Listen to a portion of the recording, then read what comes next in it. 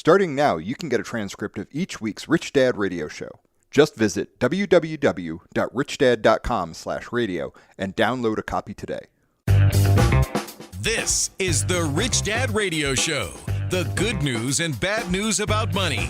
Here's Robert Kiyosaki. Hello. This is Robert Kiyosaki, the Rich Dad Radio Show. We're going to talk about war today. When we talk about war, there's different levels to war. You know, there's military war, of course, which most people are afraid of. There's nuclear war. Today we have cyber war, we have currency wars, we have political wars, and we have economic wars. So today, ladies and gentlemen, we are at war. And the question is how do you prepare for war? Again, it's not just military. You know, I mean, what happens if you're living in another country and your dollar goes to zero or your currency goes to zero? Because we're in currency wars, and that was James Rickards always talking. It was his first book, Currency Wars. So once again, we're going to talk about war, what's going on in China, Russia, but most importantly, how is war going to affect you, and how will you prepare for war? So our guest today is Dr. Alexander Elder. He's a professional trader and author. He's a very welcome guest to the Rich Dad Radio Show. We first came across Dr. Elder probably 20-something years ago in Australia, where he has a huge following. And Dr. Elder is really one of these guys who talks about trading. You know, it's not buying and holding for the long term. It's how to make money when markets are going up and markets are going down, so you're not affected by the ups and downs of markets. So he's the author of Come Into My Trading Room, Barron's 2002 Book of the Year. And then his book, Trading for a Living, fantastic book, came out in 1993. And Dr. Elder was born in Leningrad and grew up in Estonia, where he entered medical school at age 16. So he's highly qualified to talk about Eastern Europe. And at 23, while working as a ship's doctor, he jumped a Soviet ship in Africa, received political asylum in the United States. He has worked as a psychiatrist in New York City and taught at Columbia University. And he just returned from China. So we're going to get a world view from somebody who trades markets up and down, but also he's a medical doctor and psychiatrist, and he just came back from China, so he's highly qualified to talk about what he saw. Any comments, Kim? Yes. So I looked up the definition of war, and the definition is a state of armed conflict between different nations or states or different groups. Armed conflict. The question is, what's the weapon of choice these days?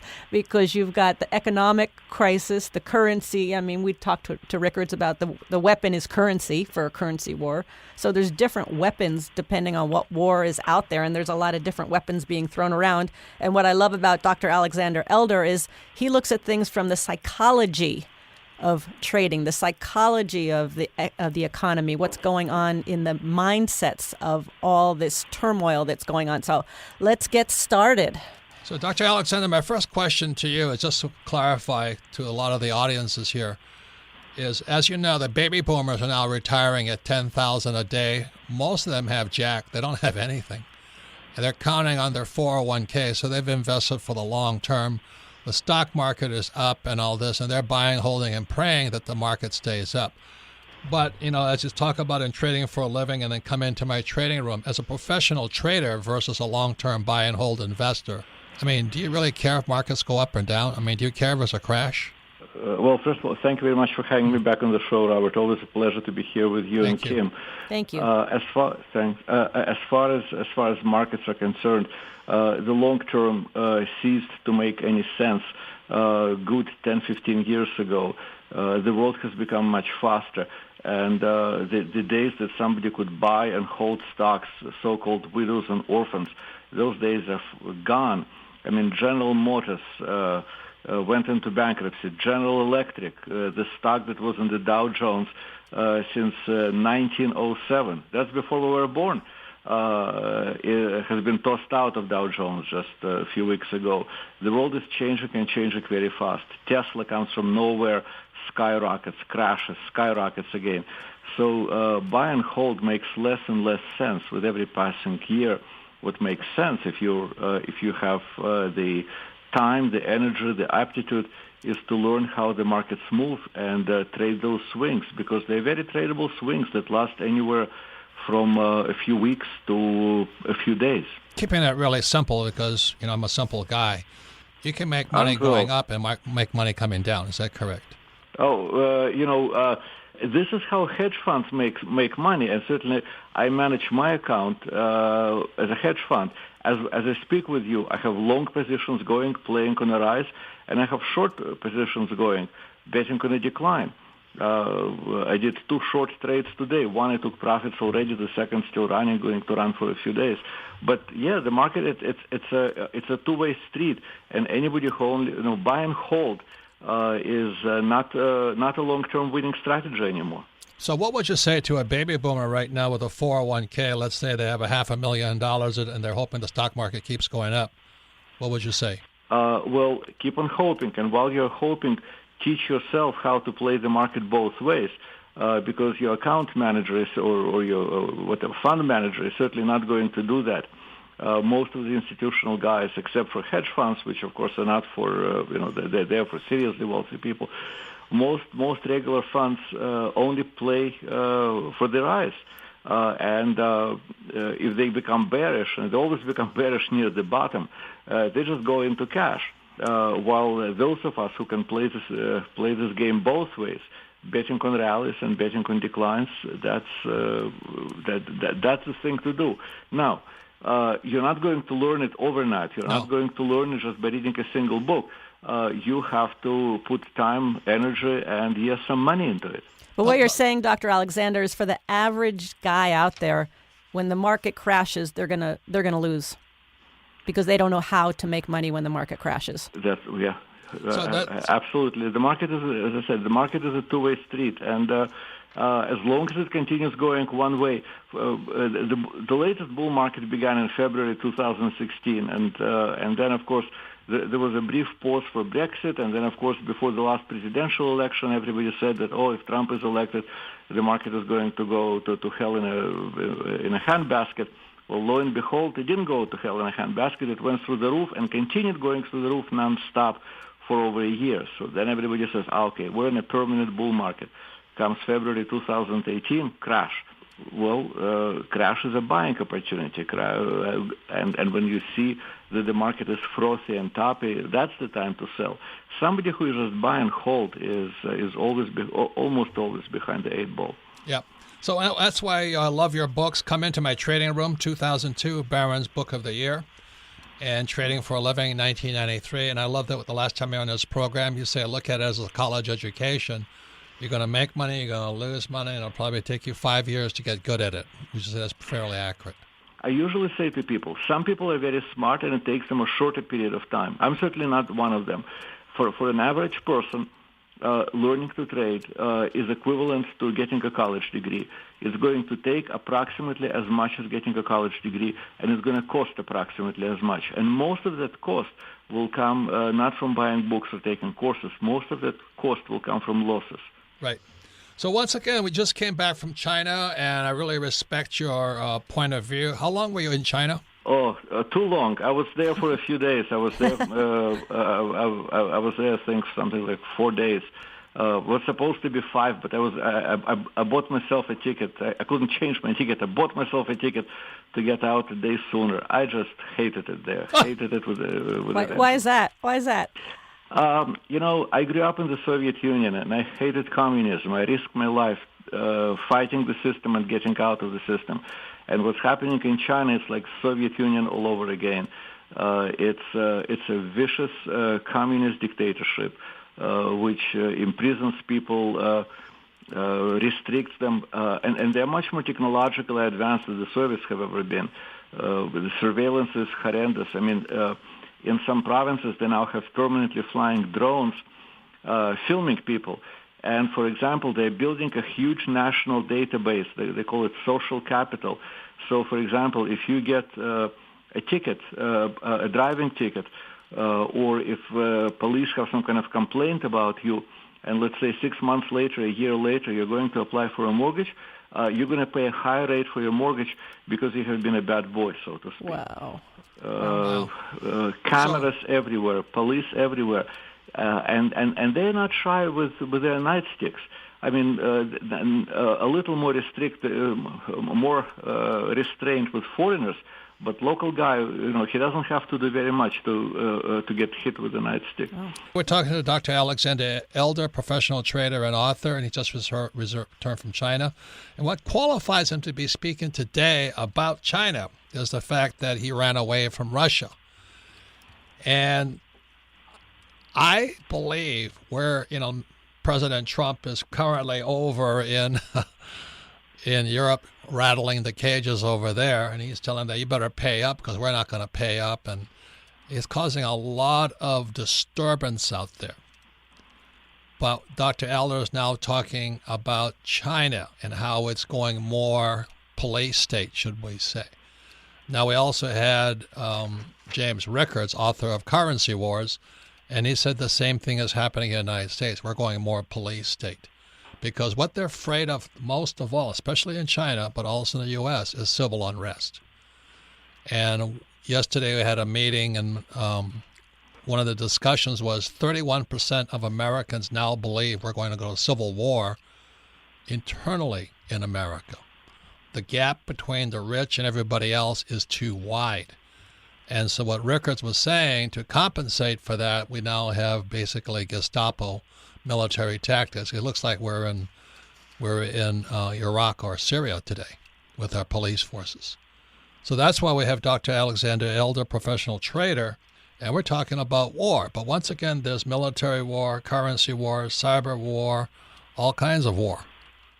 And so we're talking about what he sees in China. Any comments, Kim? Yes. So Dr. Alexander, a big war that's going that is in all the news now is the trade war, and Trump's talking about a trade war with China. Did you see an impact over there, or what's your view on that? Oh, they're terrified of what's. When I was there, it was just coming. It hasn't begun, and they're terrified of it. I mean, they're putting on a good show. We're as good as you are, type of thing. But they're terrified of it. The United States made a huge mistake with China, an honest mistake, but a huge mistake. About 30 years ago, China was dirt poor. That's when Reagan went over and opened the doors. Nixon actually. Oh, Nixon. Excuse me. Yeah. Nixon. Yeah. So we decided, the United States decided, we're going to throw our economy open to them, and China is going to sell everything that they can make, and China is going to become rich or richer. And when they become rich, thinking was they will become a normal country, sort of like a Germany or Japan after World War II. And it hasn't happened. China did become rich, but it remained a communist dictatorship, completely controlled by a one-party system, and very militaristic, and completely oriented against the United States. For example, a few years ago, 5, 6, 7 years ago, they bought an unfinished aircraft carrier from Ukraine. Ukrainians had it after the Soviet Union fell apart. Now they are just finishing their own third aircraft carrier. They're creating Blue Water Navy. They're competing with the United States in a variety of points around the world. They grabbed a bunch of rocks in the South China Sea, and they built up artificial islands there, put airfields, rockets. They're expanding, but they're still not strong enough. They're doing little hooliganism things. For example, Wall Street Journal reported that U.S. military pilots are reporting that when they fly above Chinese fishing boats, they shine military-grade lasers at them. Well, it's not like all those captains just went and said, "Oh, let's shine at American planes. Let me get that laser." Somebody gave them those lasers. So this tactic of harassment and gradual exclusion is going on. But don't you also think that Asia is one of the richest developing areas of the entire world, and China wants control of that? Of course they do. And that's what they're doing with their One Road, One Belt initiative. Everybody was speaking about it when I was in China.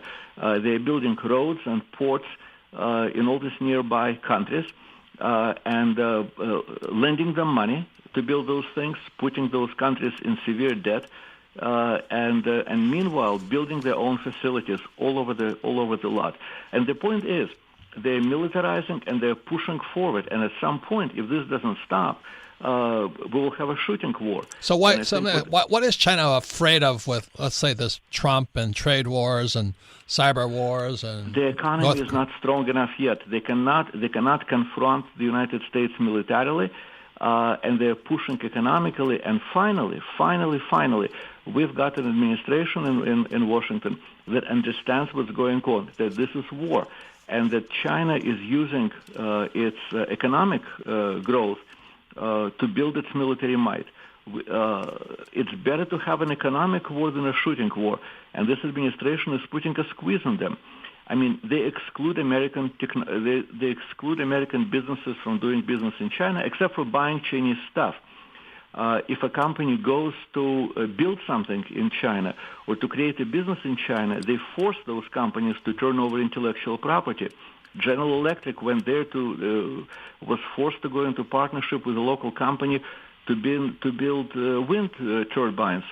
5 years later, the deal falls apart, and now the Chinese company sells 29% of the world production of wind turbines. They steal anything they cannot buy. They force companies to turn over the technology. They have built what is called the Great Firewall of China. You cannot get Facebook. You cannot get Bloomberg. You cannot get MarketWatch. Yeah. So, Dr. Elder, would you say that Chinese people are the same people as Americans?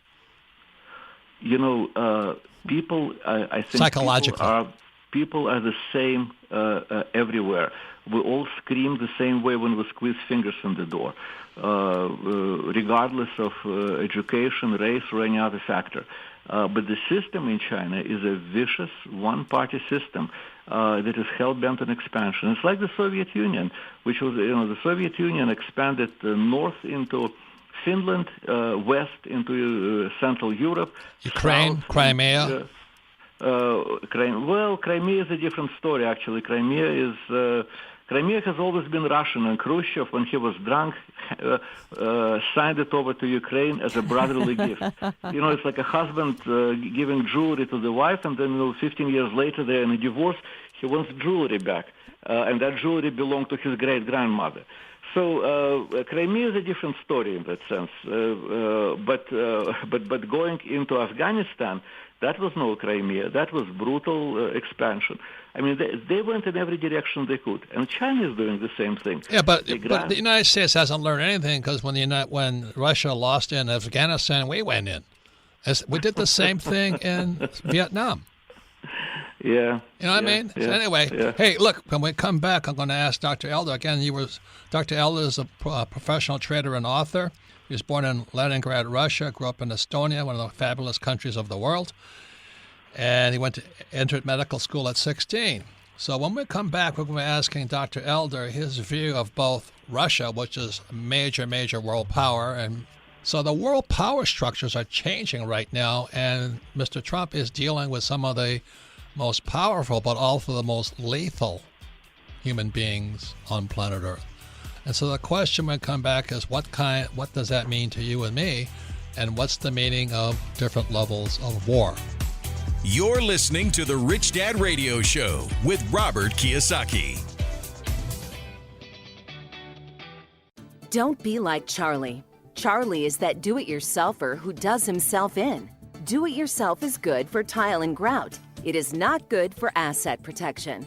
Charlie thought he'd save a few dollars forming his LLC online. With no guidance, he did it wrong. When he sold the property, he lost thousands and thousands of dollars. He did himself in by trying to do it himself.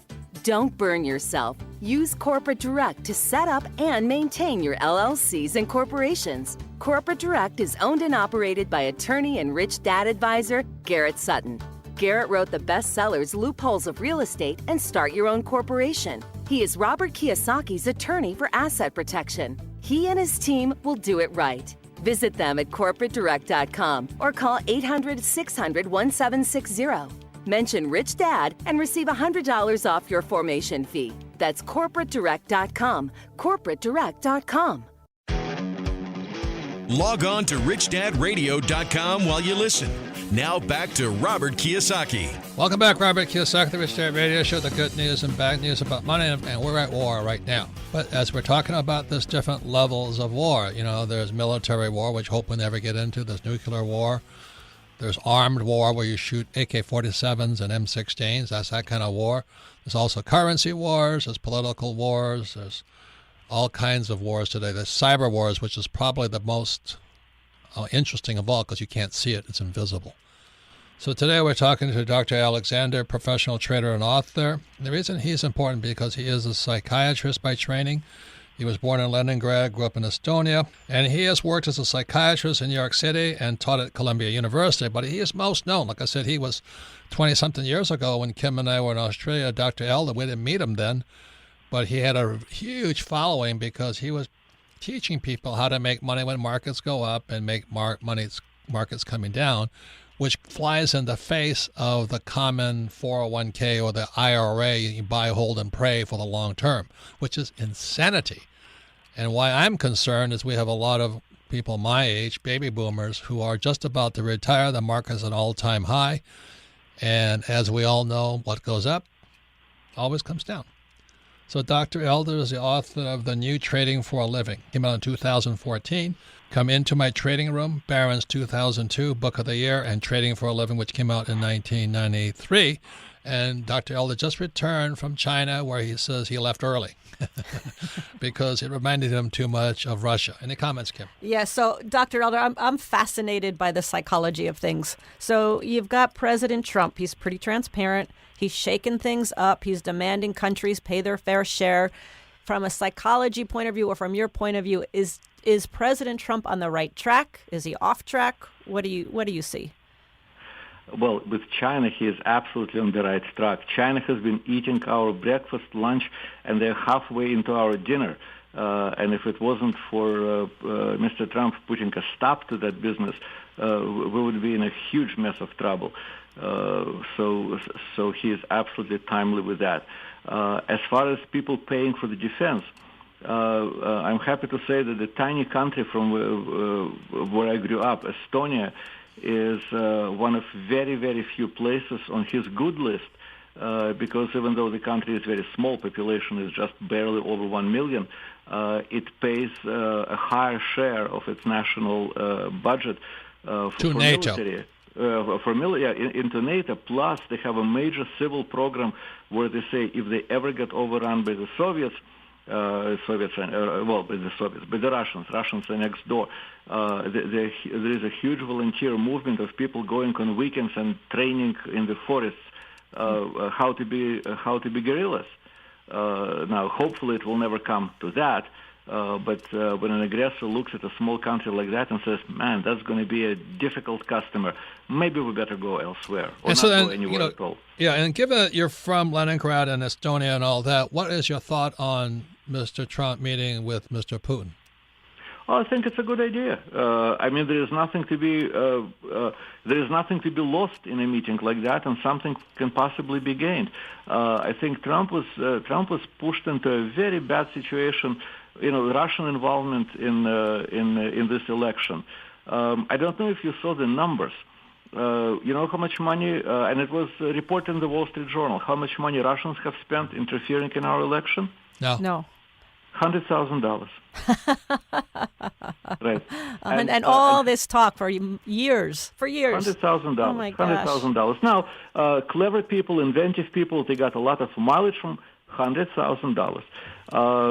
Just count how much money United States is putting into impacting elections around the world. But Amen. Of course, we do it for a good reason. We do it for democracy. But we're the good guys. They're the bad guys.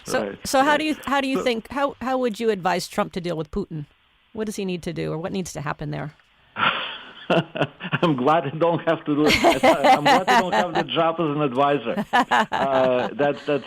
That's way above my pay grade. He has to be very careful to treat it as a very cold business, because I'll never forget how Bush met with Putin, and he said he looked into his eyes and saw his soul. What he did not see, he saw not the soul. He saw the headlight of a KGB officer, a KGB colonel.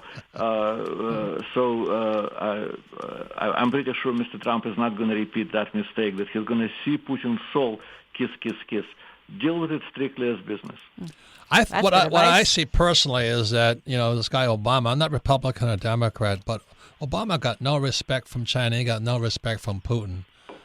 And at least they talked to Trump. He's a tough guy, but Xi and Putin are tough guys too. And I think Obama was kind of a preacher, an orator. Yeah. So it's anyway, he completely disappeared. You don't hear a squeak from him. Well, they had a show on that. Why did Putin disappear? This is because every time he talks, more people vote for Trump. Why Obama disappeared? Every time Obama speaks, more people vote for Trump. So they want him to keep his mouth shut. Yeah. But anyway, let me ask you this, because we're talking to the average person right now. They're sitting at home. They got bills to pay. Their 401k is doing all-time great. The economy is strong. Unemployment is down. And its happy days are here again. But we're talking about this program being war. There's different types and levels of war. How would you advise the average person listening to this program, and we're a worldwide broadcast or podcast, how would you deal with what's going on in the world today from a financial or personal finance point of view?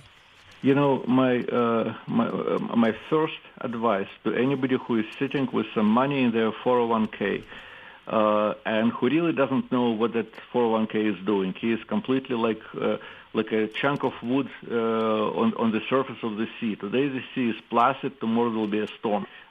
Anybody who really doesn't know what's cooking, and most people don't have an advisor who will tell them what to do either. That's correct. I would suggest to them this exercise. Pull out the ticker of every stock that you own. Look at it. Put it up. Go to Google and put up a chart on the screen, and decide at what price you would not want to hold it. Let's say you own the stock that's selling for $80. If it goes down to $75, you want to own it? Yeah, sure, no problem. 70? Oh, yeah. 60? 50? No. Okay, so if 55 is not acceptable to you, put a hard stop. Put a stop order. If it ever goes down to 55, you automatically get sold out. And you put it low. You put that order at a level which you hope the stock will never see.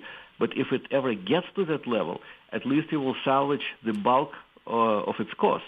Because if you don't, and you're in a crash mode, and this thing can go from 55 down to 35 and 15, and there you will sell in a total and utter panic. That's great. That's great advice. The challenge is, I don't think anybody knows what's in their 401k. What do you just say to that person? Because most 401ks are filled with mutual funds and ETFs and bonds. Well, you can do the same thing with the mutual funds and ETFs. Look at your ETFs and you say, how much am I?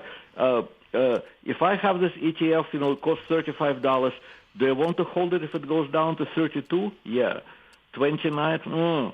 25? Oh, no. Okay, so put a stop at 25. So I think what you're saying is the first step is find out what exactly is in your 401k, or find out exactly what stocks are in your stock portfolio. Because I agree with Robert. Most people, they just contribute to it but have no idea how it's being invested. Absolutely. How can you not know what's in your phone? I mean, to me, it's unthinkable. It's like walking out of your city house, city apartment, without locking the door and not having the keys. You may not get robbed the first day or the first month, but you're begging for trouble. How can you? I mean, I'm just shocked. Until you asked this question, I didn't even realize that such situations existed. That people do not know what they own. Well, I don't even know if they can go into a 401k and trade it because they have penalties against that. So I'm not sure, but like you say, they don't even know who their financial planner is because most people don't even have one of those. And most financial planners, we talk about it all the time over here, they have no idea what they're doing either. Because it takes longer for a massage therapist to get a massage license than a financial planner to get a Series 7 license. Yeah. And it's really the blind leading the blind, and that's why we have the Rich Dad Radio Show. Personally, Kim and I, in order to our company, have 401ks or IRAs and all this, and we endorse, people like you, and we also have Andy Tanner, who has his stock trading courses and all this. But as you say, the idea of buying long, going long forever is kind of an insane idea today, yet that's what people are doing. And it brings up my point of my mom. My mom is 93, and when my dad passed away, she was left with a portfolio of stocks that his father passed down to him. I can tell you right now, the first thing I wrote down here is find out what's in Mom's portfolio, because I have no idea, and I know she has no idea. Yeah, you have to know what you own. I mean, it's look at it this way. If you own several cars, you have to get an insurance, liability insurance, and if not collision, at least liability insurance, and maybe an umbrella insurance covering each of those cars. You don't want to drive a car that's not covered. Could end up being ruinously expensive. Most funds will allow you to move between stocks and cash. So the idea is to say, this is the lowest level that I will tolerate this stock going to. And if it crosses $1 below, I'm out of the thing, and here's my firm order. So it will not save the bulk of your profits, but at least it will prevent you from suffering a disaster. To me, a great example, a very sad example, this guy Steve Bannon, who was advising President Trump until he got tossed out. They reported a story of his father. His father worked all his life for AT&T, and every extra dollar he had, every overtime, he put into AT&T stock. And then, of course, there was a crash in 2008, and in January of 2009, we're listening to a famous radio show out of New York. He sold all his stock 2 months before the absolute bottom of the stock market. Oh, God. Oh, my gosh. You're going on a cruise. You're going to enjoy yourself, and you brought nice clothes. But, at some point, they will force you to participate in a lifeboat drill. This is your lifeboat drill. Well, see, the problem with a 401k is most people are on the Titanic, but there's no lifeboats. And that's why I'm concerned about them, if you know what I mean. Yeah. So anyway, final thing is this, is that, Kim and I invested in China quite a while ago. We actually built a gold mine in a place called Dalian. And it was free. They gave it to us for free because they didn't know how to raise capital for it. So Kim and I worked on it with a great teacher named Frank, and we raised about $27 million, took the damn thing public, and then the Chinese confiscated it. So I tell you, I like the Chinese people. I love Chinese food. We go to China all the time. But let me tell you, as you say, communism is different than capitalism, and they're different people. I was on a high-speed train in China, going from the hotel where the conference was held to the airport, and it goes 250 kilometers an hour, 150 miles an hour. Technology is stolen from Japan. Japan has Japan never had one high-speed train accident. So the technology is available. China always has high-speed train accidents because instead of buying what they had to buy from Japan, they decided to steal it, and apparently some little parts were missing in what they stole. Some little parts were missing. But what amazed me, I'm going in this, I'm swishing through China countryside at 150 miles an hour, and there are screens hanging from the ceiling throughout this train car, and they're playing this endless reel. Waving red flags, brigades of happy workers, fighter pilots saluting, and above it all, this Mona Lisa chief that they have, the Xi Jinping guy. And this role goes again and again and again. And, man, this is exactly what I grew up watching in the Soviet Union, except video production quality is much higher. So, Dr. Elwood, thank you for always sharing your insights and, what you see in the world. And I want to recommend your book to people, especially who need to find out what's in their 401k, what's in their stock portfolios. Get his book, The New Trading for a Living, came out in 2014. Or Come Into My Trading Room, both great books. That's Dr. Alexander Elder, E-L-D-E-R, and like I say, he has a huge following all over the world, especially Australia, the great country of Australia. And his website is elder.com, E-L-D-E-R.com. So thank you for your wisdom, insight, and sharing what you know. Thank you, Dr. Alexander. Thank you very much for inviting me, because I live in this little town in Vermont, and suddenly I speak to you, and the world is my stage. Thank you very much for having me. Oh, thank you for your insights. We so appreciate it. So when we come back, we're going to the most popular part of our program. It's Ask Robert. That's where you get to ask the question. You're listening to the Rich Dad Radio Show with Robert Kiyosaki. Don't be like Charlie. Charlie is that do-it-yourselfer who does himself in. Do-it-yourself is good for tile and grout. It is not good for asset protection. Charlie thought he'd save a few dollars forming his LLC online. With no guidance, he did it wrong. When he sold the property, he lost thousands and thousands of dollars. He did himself in by trying to do it himself. Don't burn yourself. Use Corporate Direct to set up and maintain your LLCs and corporations. Corporate Direct is owned and operated by attorney and rich dad advisor Garrett Sutton. Garrett wrote the bestsellers Loopholes of Real Estate and Start Your Own Corporation. He is Robert Kiyosaki's attorney for asset protection. He and his team will do it right. Visit them at corporatedirect.com or call 800-600-1760. Mention Rich Dad and receive $100 off your formation fee. That's corporatedirect.com. corporatedirect.com. Your financial education continues. Now back to Robert Kiyosaki and the Rich Dad Radio Show. Once again, you can listen to the Rich Dad Radio Show anytime, anywhere. iTunes or Android, and all of our programs are archived at richdadradio.com. We archive them for a couple of reasons. Reason number one is you listen to the show again, you'll learn even more. And second reason is that if you play it to your friends, family, and business partners, you have a better chance of understanding this. You can discuss it with them and all this, because discussion makes you smarter.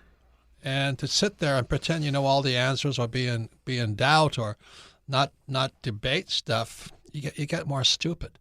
And that's why school doesn't work, is because you're asked to listen to a teacher who knows nothing.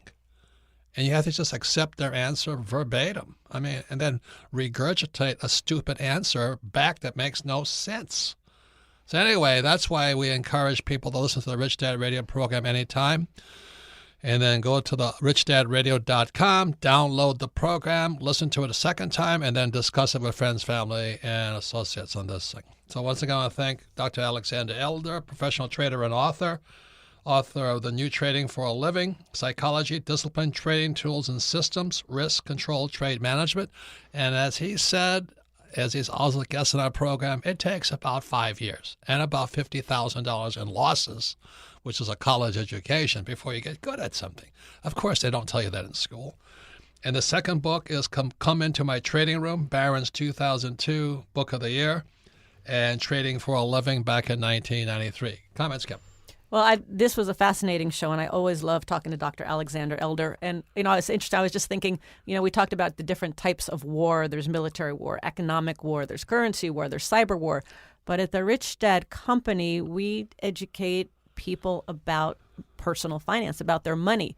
And lack of education or money or lack of money creates a lot of wars at home. I mean, that's the number one thing couples fight about. It splits up families. So there could be a war going on right now in your home, and you may need to get better educated and really take charge of your finances. And especially since, like Dr. Alexander Elder, he's a trader. He's not an investor. All you guys out there who are investing for the long term in an IRA or a 401k or a stock or a company or a government pension, you're in trouble. You're in serious trouble right now. So I would wake up and smell the vodka or coffee or tea, whatever your choice is. But let me tell you something. Dr. Elder is concerned. That's why he is born in Leningrad. He grew up in Estonia, fabulous Estonia. And he just came back from China, where he cut his visit short from 4 days to 3 days because it reminded him of Russia. So, ladies and gentlemen, this is not happy camp right now. We're in a critical global position right now. And to think everything's going to be happy and hunky-dory tomorrow, well, maybe it will be. But what if it's not? So we're going to the most popular part of our program, where you get to ask your questions, and you can submit your questions to AskRobert@richdadradio.com. So Melissa, what's the first question? Our first question today comes from Diego in Bakersfield. Favorite book, Rich Dad, Poor Dad. He says, Robert, I know you and Kim say you look for opportunities in a downturn or crash. My question is, do you ever feel fear regarding your investments? And if so, how do you manage your fear? No, I walk on water. What a stupid question that is. Let me tell you something. Everybody has fear. So it's a legitimate question, but to think that somebody is more successful than you because of the subject fear can paralyze, but fear can also motivate. And so the reason they have the Rich Dad radio show is because I don't know all the answers. I mean, I know your school teacher does because they're idiots. But they can't tell you everything. You got to start figuring out for yourself. So fear is a very, very good motivator, but it can also paralyze you.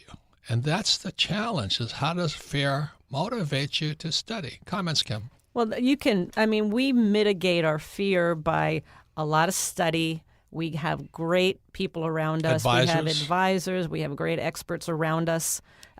We seek out the smartest people that we can find in an area of investment, like real estate. We've got Ken McElroy and his team, and it's not Ken McElroy, it's his team. He's got a team of like 500 employees. But the point is, it's not just real estate. You have to understand accounting law and tax law and banking law.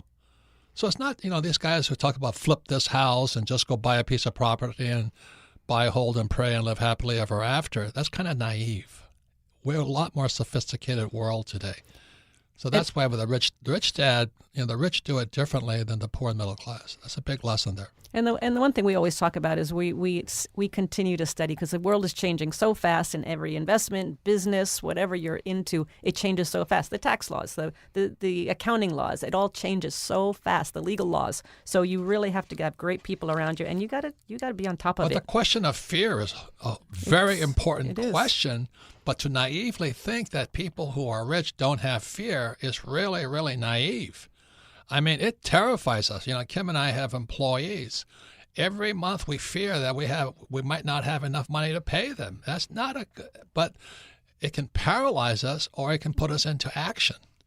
When you're all by yourself there and you're an employee with your $150,000 a year job and you got a wife and 3 kids and all that, and you lose your job, that was fear. I understand that.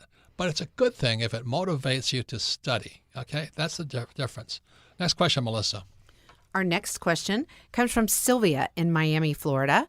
Favorite book, Rich Dad, Poor Dad. As I grow in my business and do more deals, I come across various opportunities. How do you screen for potential scams? Everybody has a crook out there. There's always, we've had our share. We have had our share. And the biggest crooks are the most honest people.